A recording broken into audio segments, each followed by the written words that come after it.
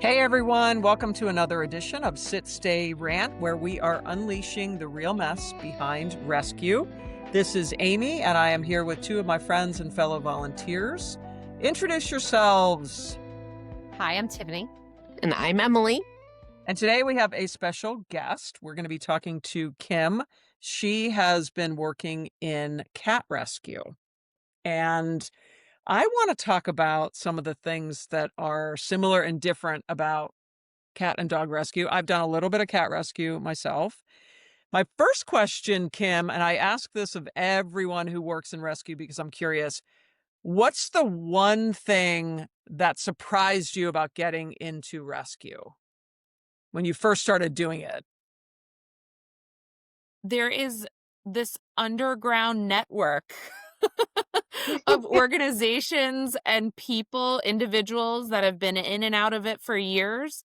And there's just like this whole underground network that's happening simultaneously to our everyday lives that people know nothing about. It's like Yeah, the sewers underground. There's like a relate to a that. whole community under there. Yeah, yeah. And everybody knows each other. Like it's like 2 degrees of separation. That's crazy. Is there rescue on rescue drama in the cat world? Because we see it in the dog world, like where rescues will kind of come after each other, or is there more a sense of camaraderie in the cat world? Oh, that's a good question. I think it's a mix. Yeah. Mhm. I'd say it's a little bit of a mix. I think anytime you get into, I don't know if this is true about dogs, but with cats, people have pretty strong opinions based on their experiences, right? Like there's definitely best practices, but sometimes those best practices don't work for every cat. And so you take a different approach sometimes. And I think Is it people, like opinions about how to take care of the cats and all that kind of stuff? like for me, the first thing that comes to mind when I think of controversy is socializing feral or semi-feral cats and what age Oh. and how and Oh, those okay. kinds of things. And is it okay to let them be outside? Those kinds of Yeah, yeah, yeah. so Colonies yeah, versus and yeah, how to treat Oh, I them. Yeah. see. yeah. Mhm. Oh, I was just gonna say it's really interesting because um Kim and one of her counterparts at her rescue were dealing with an issue that I was also dealing with, and we kind of met in the middle and realized we were both dealing with the same issue with the same people and didn't know. And it reminded me of that underground network. I'm like, oh, okay. And one of the people uses two different names. So it was very interesting, but you're like, oh, okay. Yeah, it is sort of this underground pathway Yeah, a that whole we other ran world. into each other in the dark. Yes. Is is there a lot of internal drama? Because we have that too, like just, people not always getting along or just differing opinions about things. Or do you find Occasionally. that like people kind of are able to get along pretty well? Because I think let's be honest, some cat people kind of crazy, yeah, yeah, me too. Um right? I'd Exactly. say I think just like any kind of organization or anything, you kind of will eventually get to a point where you get pet peeves related to certain people and how they operate. For me, it's always coming back to, even though I get irritated, always coming back to it is volunteer, right? Like we're all Yeah. volunteers and Yep. I Right. have to go in with the presupposition that like everybody's doing the best they can, right? Yeah. Yeah. There are times where I do wish that communication was a little stronger for some people or, they would follow directions better. Yeah. But I Yeah. do believe that if you're working in animal rescue, your heart's in the right place. It's just trying to navigate personalities and strengths too. Yeah. I mean, you do have to kind of remember that everybody's a volunteer. I tell myself that. And as such, you kinda have to work with who you're given, Mhm. it's not like I can as the president of a dog rescue, it's not like I can give out raises or promotions, Yeah. like, Well, I hard. have very few things to offer, so I Although kinda we gotta joke deal about it with a lot, but yeah, we yeah. do joke about it a lot, but yeah, there's not a whole lot that we can offer, so we sort of have to get along with whoever we have, and I try to remind myself, like, I'm choosing to do this. This is something I've chosen to do. I don't have to do this. So if I'm gonna have a shitty attitude, like, that's kind of on me. So I try to keep that in mind.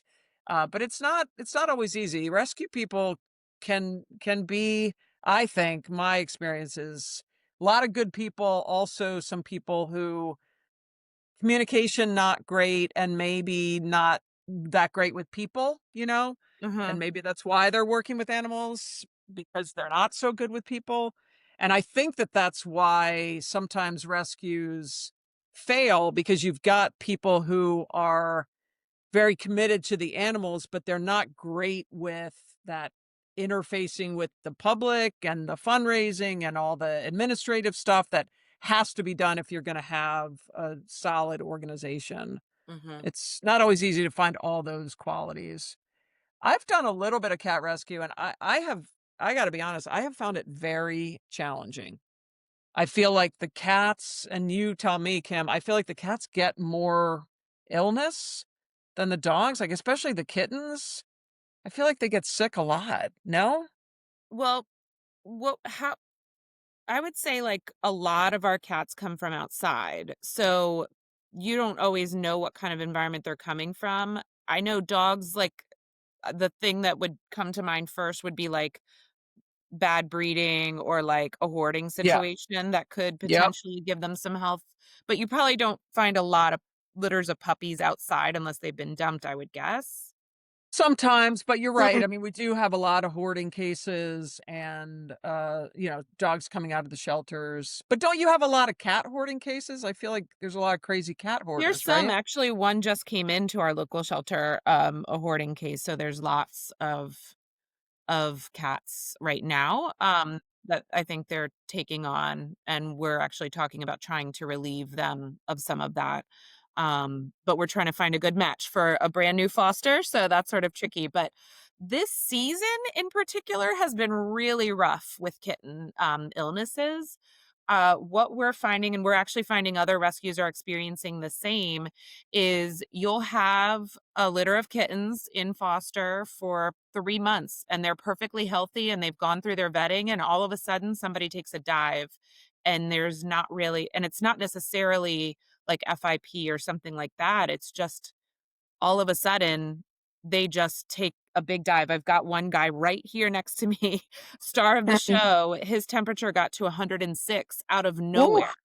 my god. That's so And scary for you guys. it I have was experienced that too, where Me I've too. fostered litters of kittens and it's like everyone is happy and healthy and we get over what I think of as like the more critical times.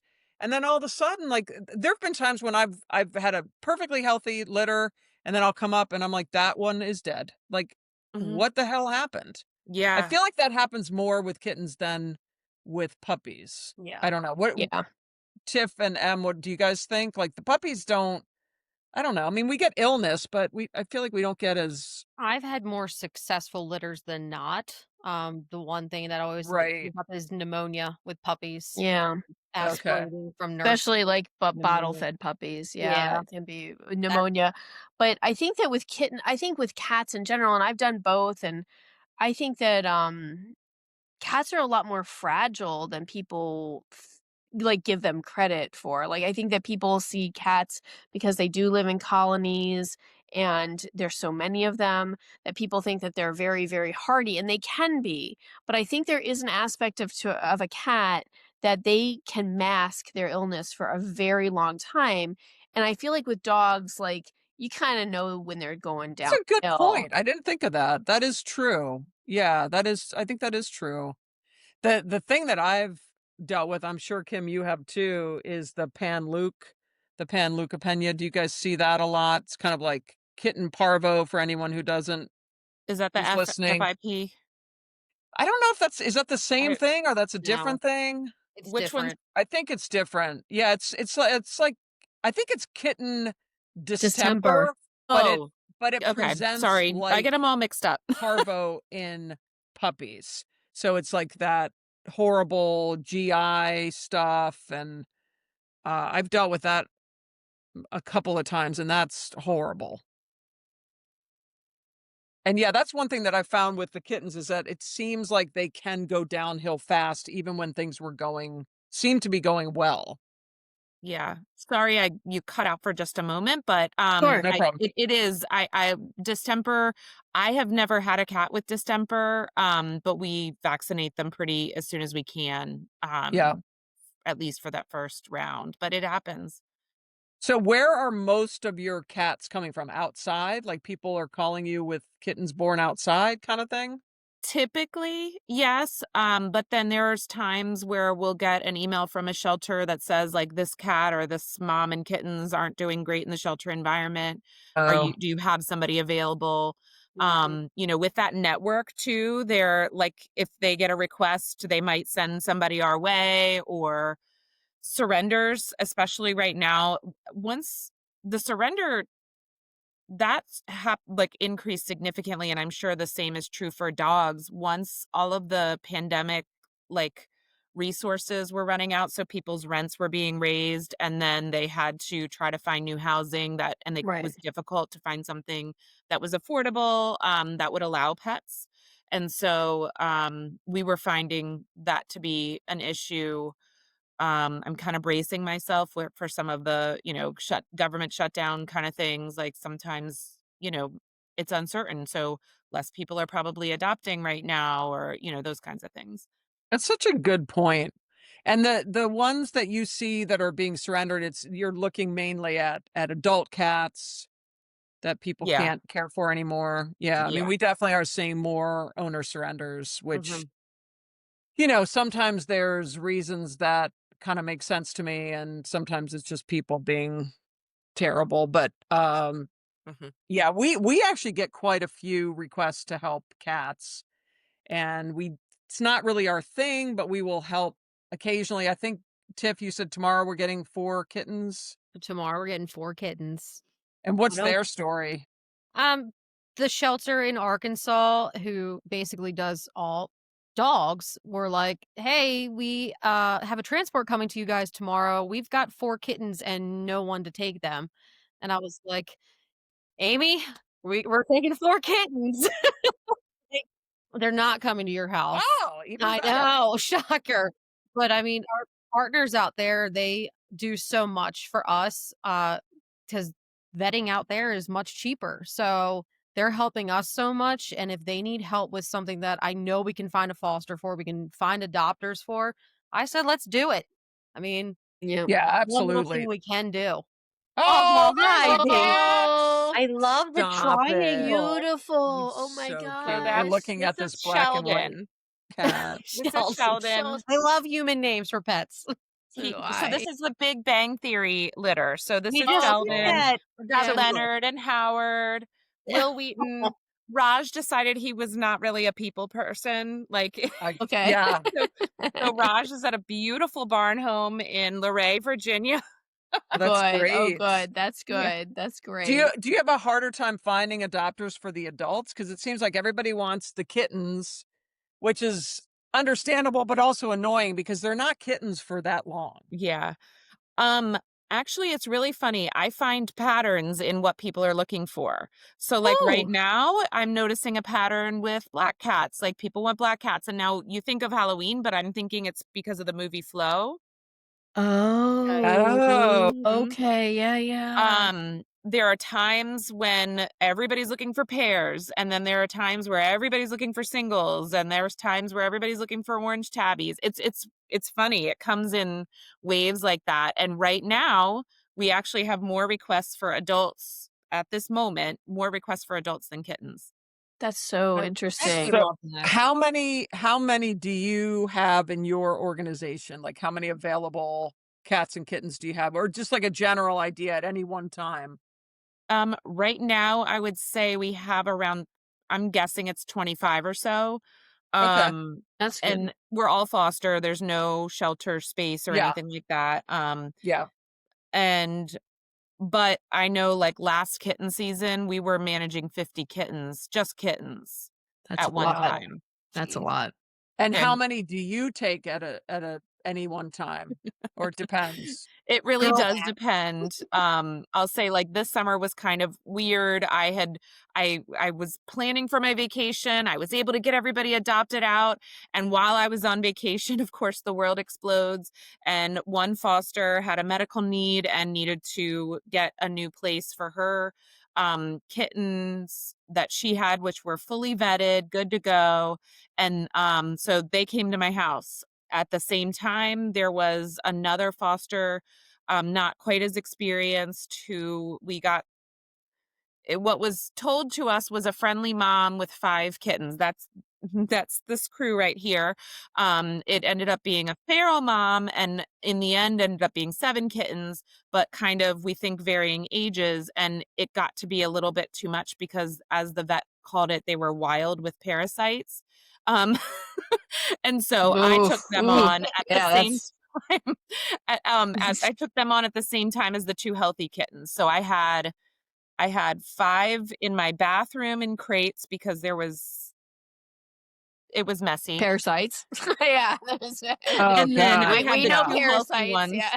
I had the 2 healthy ones that were fully vetted in here, and so now, with all the puzzle pieces moving around, the 2 healthy ones have been adopted, and I'm down to 4 of they're all healthy now.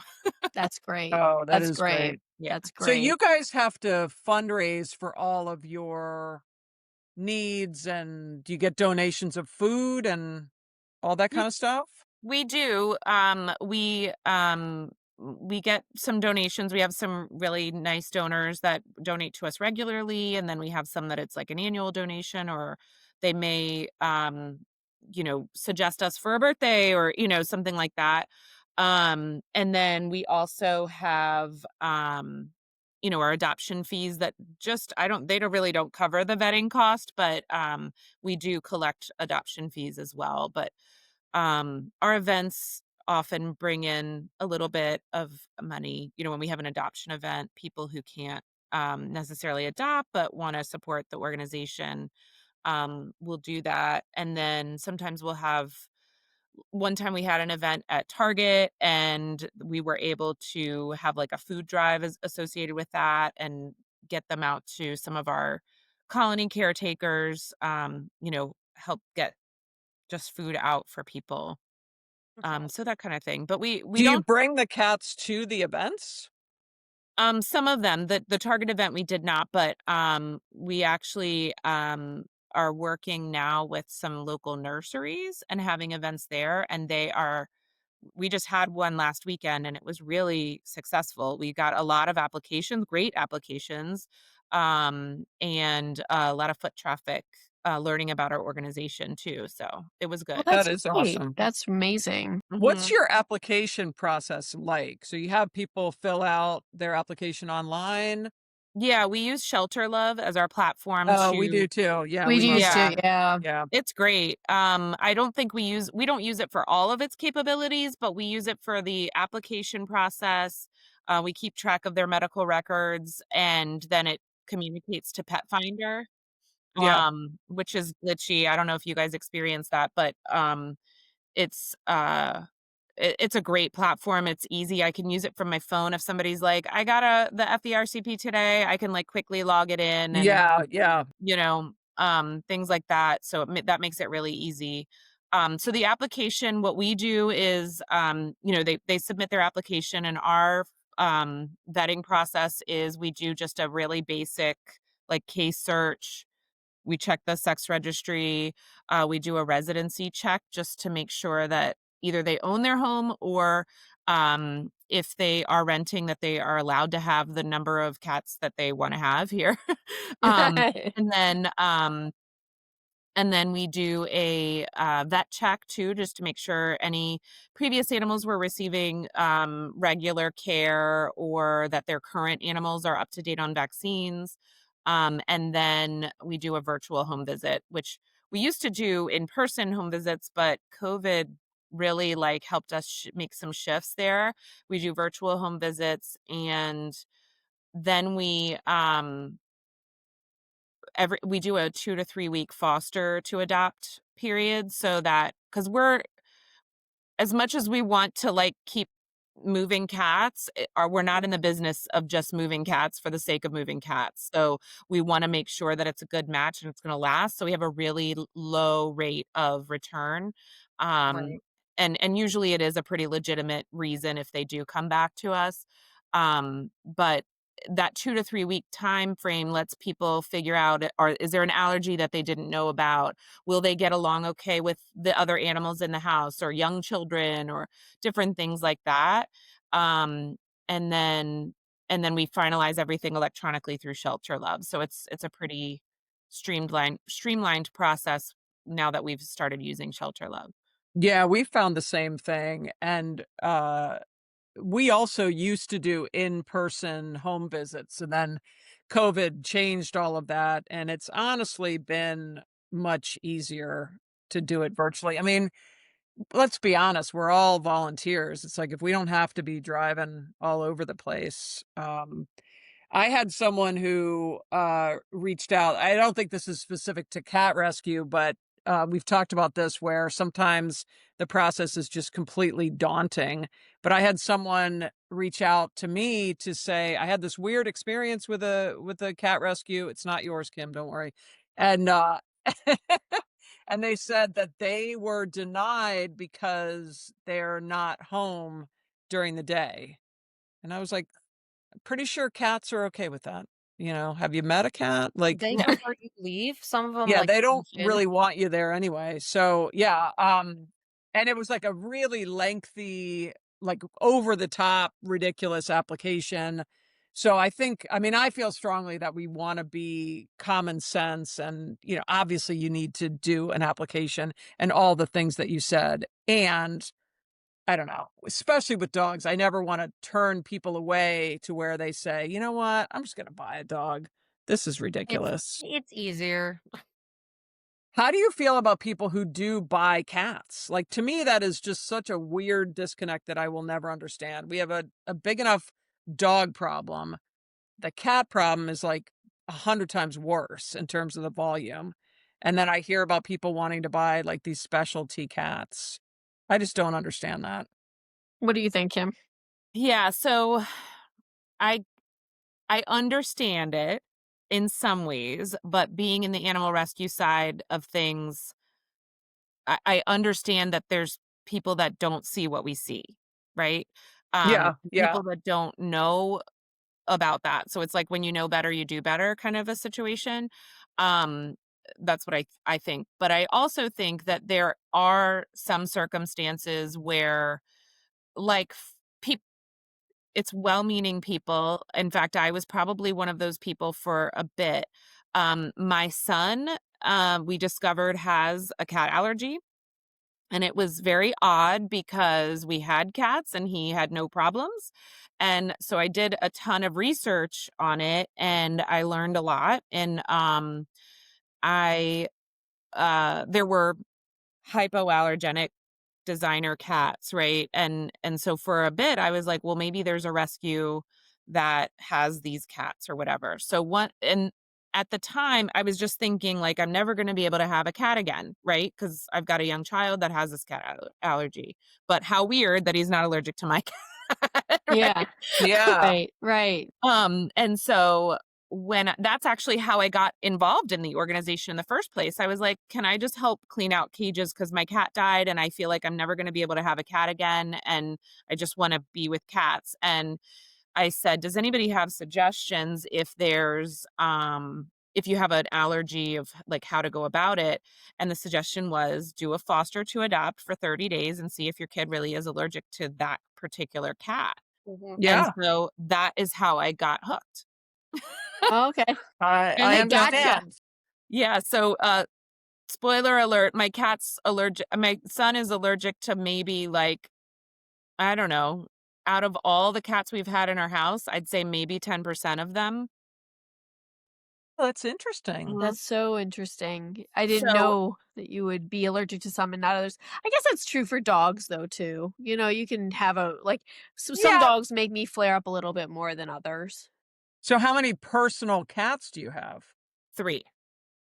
Okay, Not that's bad. not a crazy cat That's not lady. You got bad. a Not a crazy long way to number. go. That's not a Yeah. crazy number. What I is think I the my max number? I have more. What my is the max in number the that house. makes you a crazy cat lady? Yeah, no, what number makes you? I think it's the space that you have available. Okay. Fair. I Fair. mean, That's a fair so there's statement. not a hard and fast number that if you go beyond that, Emily KV, then it's too much. Like, No, I'll say, I mean, so what I'm very fortunate in the space that I have. COVID, there was no more reason for a guest room. We didn't really use it that much anyways, and it has its own bathroom, right? So I have bathroom bedroom combo, and I've had up to, I guess it's 7 or 8 animals in this space between the Mhm. 2 rooms, and they all seem pretty happy. Like, They're not in a and so shelter, right? They're not, yeah, you know, they're not in a fine. shelter. Yeah. They're usually it's with kittens. I wouldn't put like adult cats in that many adult cats in the space, but yeah, I think that it depends on the space and what you can offer them and, that kind of Yeah. thing. But yeah. I think the answer is like 4. You think so? 4 cats? Stop. Yeah. She's I teasing think me. more than 4, it's a problem. I don't Emily, how know. many do you have? I don't want to talk about it. I don't have 10. I don't have 10 How I cats. many have cats nine do and a you half. have? No, No. I have 4. I have Okay, 4. see, I think you're fine. Yeah, So I'm you're like on the starting bed. the But problem. if you get that I'm one gonna count. additional one, Yeah, I have 4. I have 4 She said, cats. "I'm gonna count." I think 4 is fine. But I think 5 Yeah, is a I got problem. 4. Yeah. Emily, 4. I have 4. I have 4. I have 4. Do you Because really I've have got 4? I do, because I have Joan of Arc, right? She's the one that your organization actually helped me with, Kim. Do you know the story of Joan of Arc? That's how That's a Linda great and name, by the way. yeah, she's amazing. Um, but we found a cat. I was off doing something else. I was actually trying to trap other kittens in another situation, and I'm like, I'm in a dog rescue, and here I am trying to trap kittens. You And should not totally, be trapping anything. no, it was terrible. Just Anyway, so stop. my son calls me in the middle of trying to trap some other kittens somewhere under somebody's house.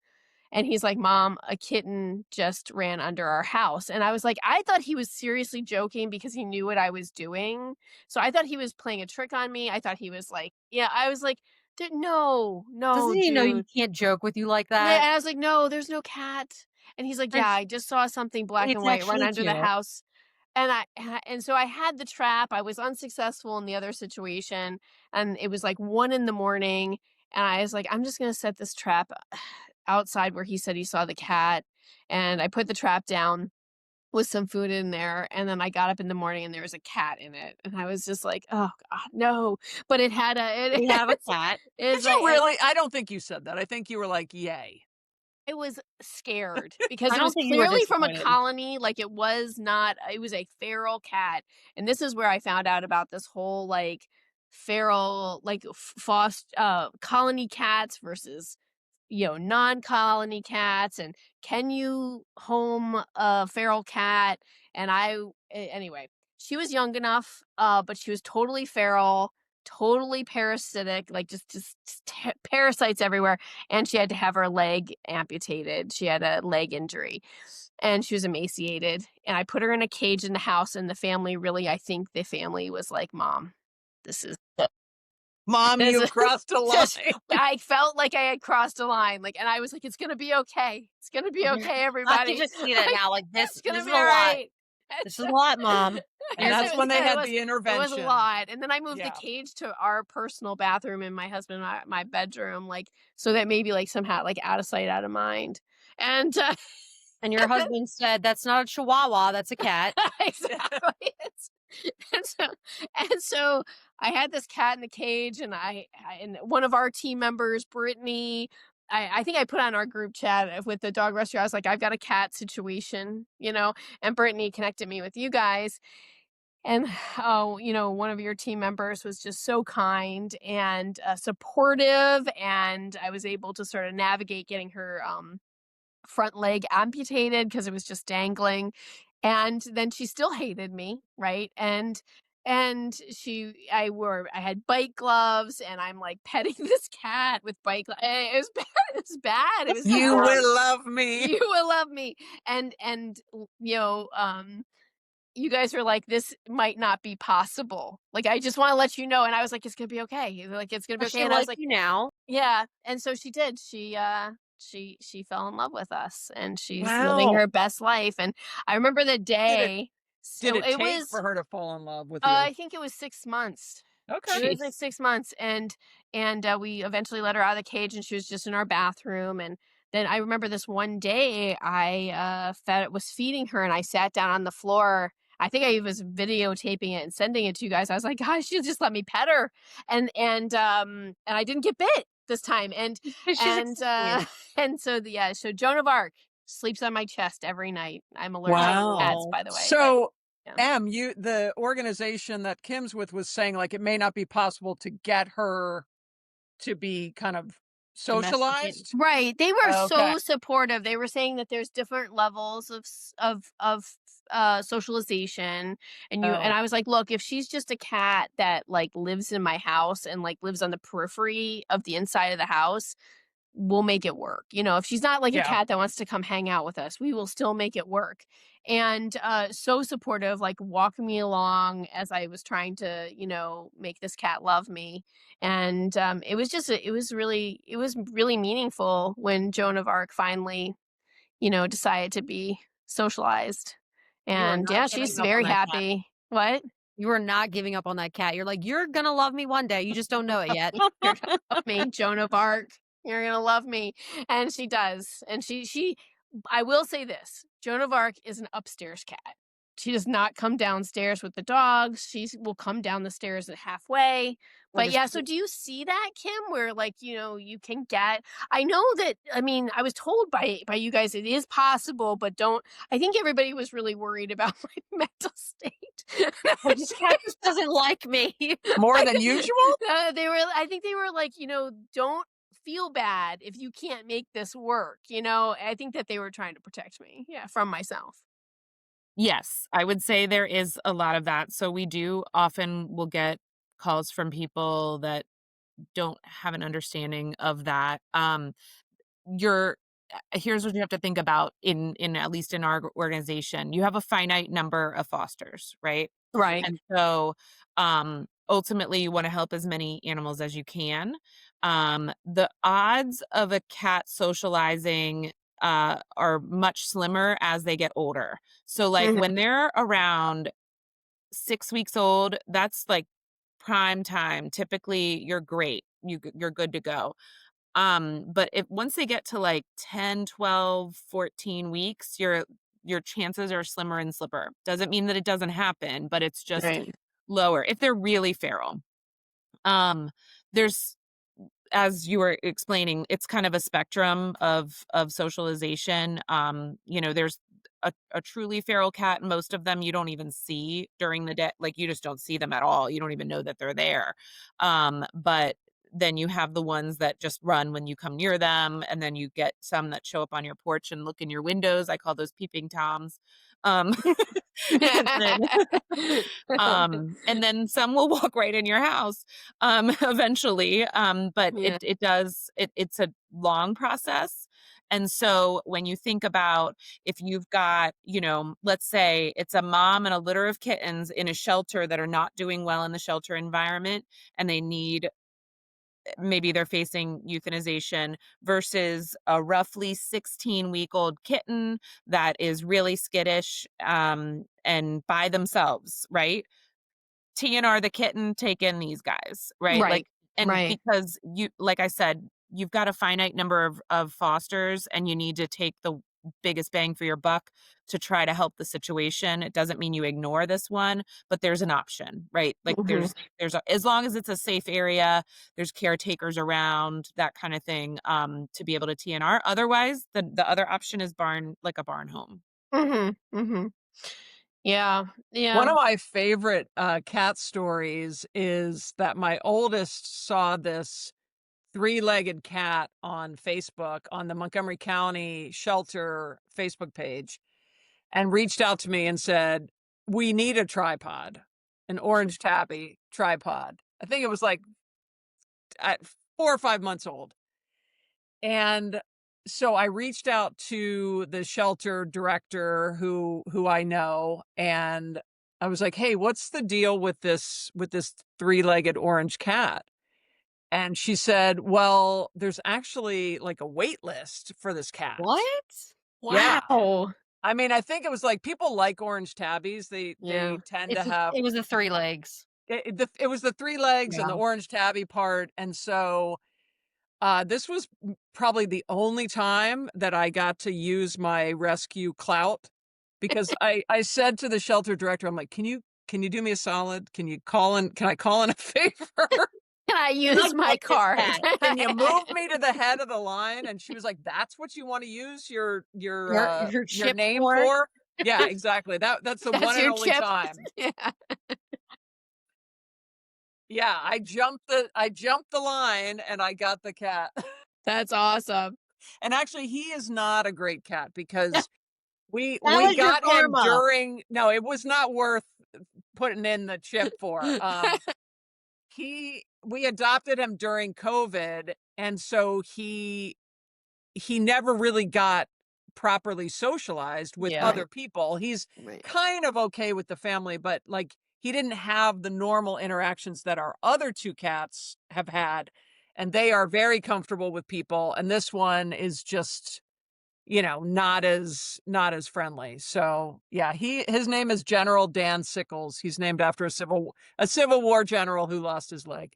But yeah, that Oh, was the one time that I got to call in a favor, play the big shot. yeah. Um, and it's interesting. The first time I ever fostered a litter of kittens, and I mean, my husband and I argue all the time about whether or not you can be a dog and a cat person. He says you can only be one or the other.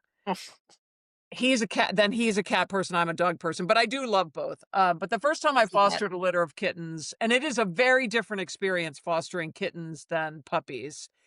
So we got this litter of kittens and they were found in a storm drain. It was through an organization, not ours.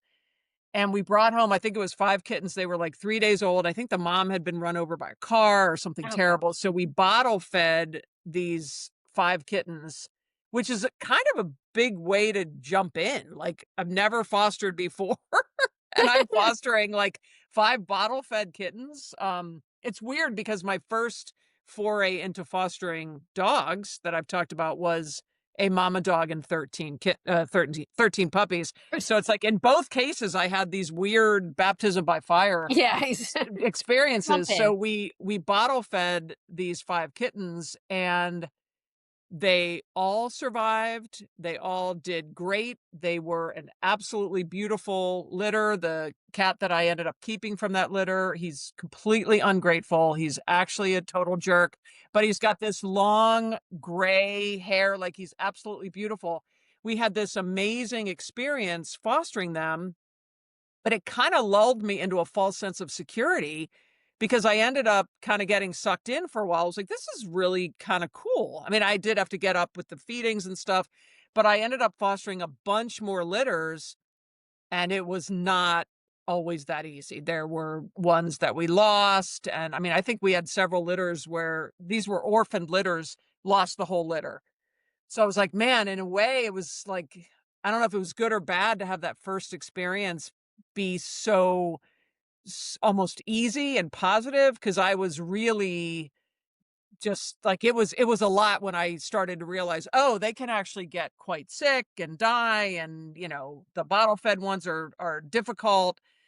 I ended up learning a lot, but it was weird that my first experience was actually pretty easy and we didn't lose any and they all did great because that's Yeah. not always the case.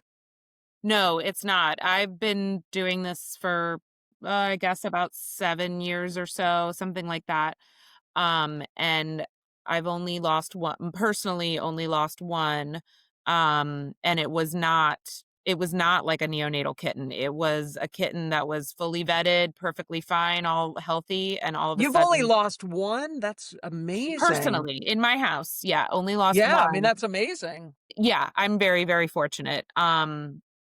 And it like threw a clot it's one of those things, right? Mhm. Yeah. It was just Yeah. very sudden, and there's nothing I could have done, No. um, but yeah, I've been close a Yeah. few times, but I've been able to, we have a really good network of vets that we work with.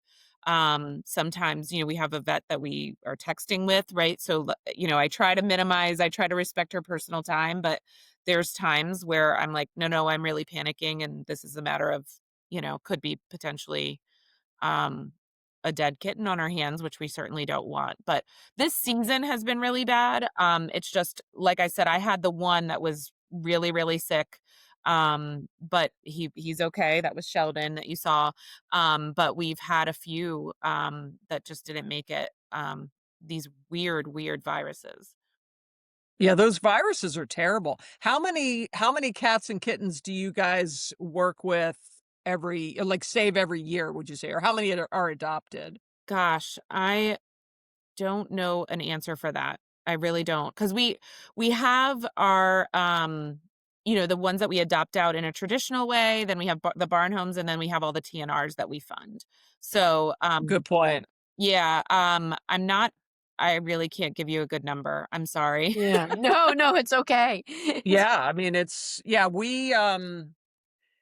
we probably help, I don't know, maybe a couple dozen cats and kittens every year. Not a lot. Certainly not compared to the number of dogs. I actually had someone reach out to me just the other day about Savannah cats. They have two Oh, yeah. Savannah cats that they're trying to find homes for, and I had never heard of that. So I went on this thing called Google, and I was like, wow, that's really interesting. I never heard of that before.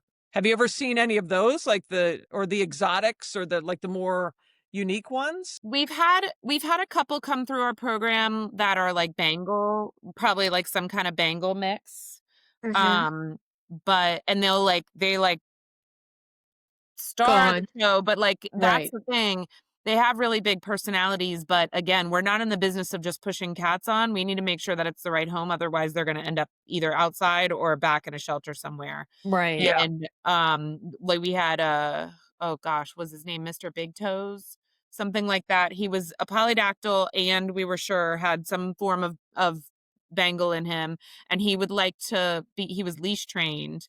And so you could walk him around wherever, and he was, pretty happy to do so. Okay, so I did get an official number. I phoned a friend. We're guessing between 60 and 70 cats a year that are the traditional adoption kind of thing. Amazing. That is. I That's mean, that is. Yeah, That, you should feel good about yeah. that.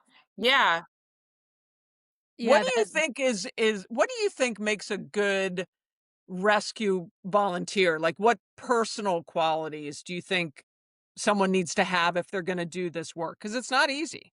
No. A good listener, Yeah. Yeah. someone who can Yes. follow directions, um, communicator, and then somebody that understands animal behavior, because back to something that we talked about before, I don't have a lot of experience with dogs, but I do have a lot of experience with cats, and any sign of illness is usually very subtle at first. Okay. Yep. And so you need somebody that is in tune to some of those animal behaviors, um, just to really notice, like, something doesn't seem quite right. Like, Yeah. we had a foster the other day that just noticed, "You know what? This kitten is not batting the ball on the thing like she usually does." And sure enough, the very next day, she was not eating. Like, it's like you just have to notice these really small things. So, I would say the biggest things are being able to follow directions, communicating, and then being able to notice those subtle signs, Right. in the Right. cat. Yeah. That And is I a very good point. We find that too. If people are clued in, then we can, troubleshoot, and a lot of times we can catch things early, and it has a better outcome. And it's true, I do feel like, cats are more like they hide it better. I mean, I feel like a cat can go from 100 to 0 very quick, like overnight or in hours, like you had said. Whereas I do feel like most of the time we get a little bit more warning with dogs than we do with cats. I've I had think so too. I agree yeah, with you. and Yeah. I've had cats go down, and I feel like we were okay. We were okay. What happened? And, Yeah. like my personal cats, and so I do feel like they mask it pretty well, that they're not feeling great. So I understand how you need fosters that are very in tune to like different behaviors. That makes sense. And for us too, we wind up with we need our fosters to be able to, tell us when something is going haywire with a dog. Yeah. Yeah, it's so interesting. Like in some ways, kittens are harder, just my experience, because I feel like there is illness and they are more fragile than puppies. And then, of course, in some ways they are easier because the freaking litter box, The you're litter not going to be box. able to Oh teach my the puppies gosh. that. It's like the cleaning up is, I mean, it's a whole different thing. Also, you can leave kittens, for longer periods of time than you can puppies. So it's just, I just find it much easier in a lot of ways. But the illness part, that's tough. It is. That's really tough. I will say two things about cats. The time that I got bitten that was the worst was a freaking cat bite.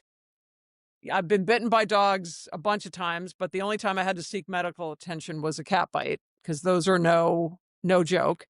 And then the only time that I have had to go to court with the rescue in my rescue career, such as it is, was over a cat. So yeah, I've had some crazy experiences with cats. We had someone who adopted a cat from us. We don't even charge adoption fees only because it's not really our thing. I mean, we will have people go through an application process, but dogs are our thing. We're just kind of helping here and there when we can. So this person got a free kitten, and it ended up having panleukopenia, which is the feline distemper, presents like parvo, and it did not survive. And the person just couldn't seem to accept the fact that this was no one's fault. And she just wanted to blame me as the foster and the rescue. And it turned into a whole crazy thing. And I was like being harassed online. And yeah, I mean, it was such a crazy experience that it was one of the things that made me say, I don't know if I want to do cats anymore. Cause, I mean, I don't know that this person is indicative of cat people. I do feel like there is a little more craziness with cat people than dog people. And I say that as someone who owns both. Mm-hmm. It's kind of like you have cat owners and then you have cat people. And cat people can be like a different level. Does that make sense? Do you guys think that? Like the crazy cat people? I mean, probably, I mean, we get it's, you're still dealing with the general public, and in general, the general public can be tricky to work with. Yeah, Yes, for it's true. sure. That is true. Yes. I've only had one really negative experience with an adopter, and it was like during that foster time. She really was not communicating clearly with us. She was like contradictory. Like she would like make a statement like, he's not eating at all, but he loves this new food that we just got him. And I'm like, Oh, okay, got it. so We've which had is stuff it, like that. right? Like Yeah. everything that she said to us while we were checking in throughout, the time was contradictory. It was one sentence was this and one sentence was that. And that's And frustrating because then it's like, I don't know what we're dealing with. exactly. And so we eventually got to a point where we were like, we think it's in the best interest of the cat and your cat. Like they had a resident cat to just say that this isn't going to work. And they begged and begged and begged for one more, like one more try. And we were like, okay, fine. But then when it came time for me to just go pick the cat up, because as we suspected, it wasn't going to work out. Right. Yeah. Right. Yeah. And as Right. we tried to tell her, Right. that the pickup went poorly. Ooh, Yeah. we've had Been stuff there, like It done got that. very yeah, Yeah. we've done ugly. it. Yeah. It got really ugly. Yeah. And that was the only time that I've ever had that experience, though. I have Because had to go. the person didn't wanna give up the cat? She was, like, dragging her feet, and I was Oh, like, "I yeah. gotta go." Like, I Right. can't like, Right. I was definitely irritated with her at that point because, like, this had been dragged on, and I just felt like it wasn't in the best interest of the animals, and, she was, I think, just making decisions based on her heart, which is it's hard, right? It's hard to It navigate is. that, but you have to, at a certain point, trust the people who are telling you, this probably isn't a good idea. And then, when I say I'm gonna be there at a certain time and you're still asleep, Ooh, like, that is really we are hard. volunteers, right? We are volunteers. Yes. Yes. And Yes. so I need to get on with my day. I have a very busy life other outside of animal rescue, and it's time right now, and I'm trying to be as patient as I can, but there's a point where I'm like, I just need to go now. I need you to pack up the cat and I need to go. That I is mean, tough. I respect you though for setting those boundaries. I mean, Yes. I tell the team a lot and I tell myself that we don't have to just put up with whatever, we are all unpaid volunteers. We all have families, other relationships, everybody basically has other jobs. And, we also want to enjoy our holidays and evenings and weekends or whatever. And sometimes we get people who are just very demanding or inconsiderate or whatever.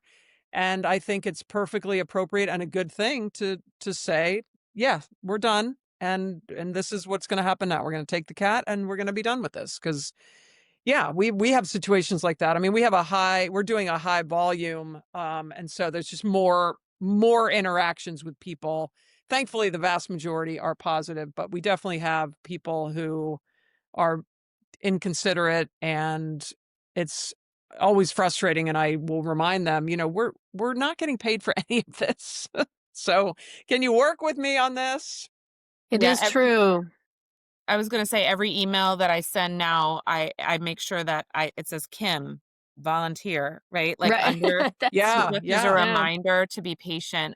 We had an application one day from someone and like I sent a message back to, try to initiate the conversation or whatever. And then she came back like, hello. And I was like, yeah, we're yeah. done. That's all that I needed to know. Right. Thank you. Exactly, exactly. That's Yeah, we're right. not doing this. That's Yeah. right. We're not doing Yeah. this. Yeah, I mean, we've had people we are very responsive, and I'm sure you guys are too, and we will have people sometimes complain, and, it's like we don't have to work with you. Yeah. We can choose to say, "You know what? We're getting a bad feeling about this. It's gonna be problematic," and we're usually right. So if someone's gonna come at us with an attitude, we will say, "There's other places you can work with. We don't have to work with you." Right.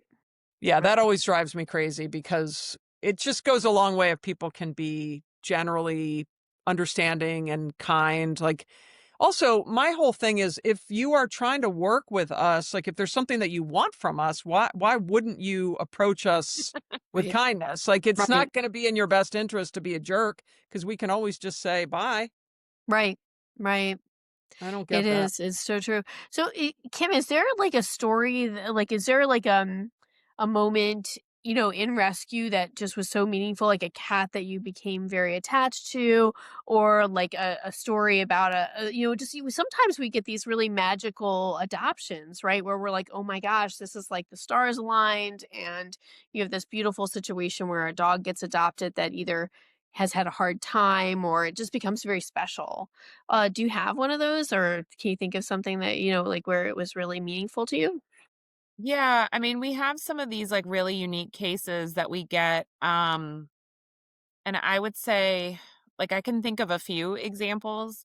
One in particular was a cat that was dropped off in a pet store, just abandoned there, and nobody knew that the cat was there. Like they just Um, left the carrier in the store kind of thing? no carrier, loose. What? They just let the cat loose in the store? Multiple cats, actually. So what we think Oh happened my was that they God, that's dropped off a whole crazy. litter. Yeah, oh yeah. We see some things in animal rescue. Oh my gosh. We do, but that is something else. That is That something is Um, else. crazy. so it was we think that it was somebody that dropped off 3 kittens, and one of the kittens remained invisible for quite some time. So the 2 were scooped up pretty quickly, and we think that the other one was there for a while. We named him Ghost. I Oh, it we should have been like the Phantom of the Pet store, right? Like, right. that was a missed opportunity, I admit. But but his name was, Ghost, and what they were finding was, like, they'd find, like, ripped open bags of food, and then they'd find, like, Uh, where litter had spilled out of, like, a bag of litter, there would be, like, poop in it, right? Like, oh my God, my Breaking my heart. heart, Kim. That's so. right? That Oh, should So be we like did a a whole, children's like, story, the little kitten that gets to hide in the pet store right, and and so eat all the food. yeah. So the employees would He see was him, like, trying to running. use the litter. Yes. he was I trying to can't be take clean. it. I Oh, know. he was such a good kitten. He was so good. So he eventually, like, as they're closing the store, they would see him like run by, and they were like, "Oh my gosh, there's a cat in here." And so then they started putting some water out, and they would try to put food out or whatever for it. So they contacted us, and we actually trapped him, and I came back the next morning to get him. He was there, and he was terrified, and he was essentially feral. Like, he was Uh, pretty much feral. And so one of our volunteers, we were in a tight spot, and one of our volunteers, who I don't think he had ever really worked with ferals before, I'm not sure, took him in and just kinda let him be. And that's one of the things, like, you have to really take the lead, like, let the cat take the lead and, like, try to follow them. So he came around. And really, like, there wasn't an alternative really, because you can't TNR a cat back into a pet store. Pet store. Right, exactly.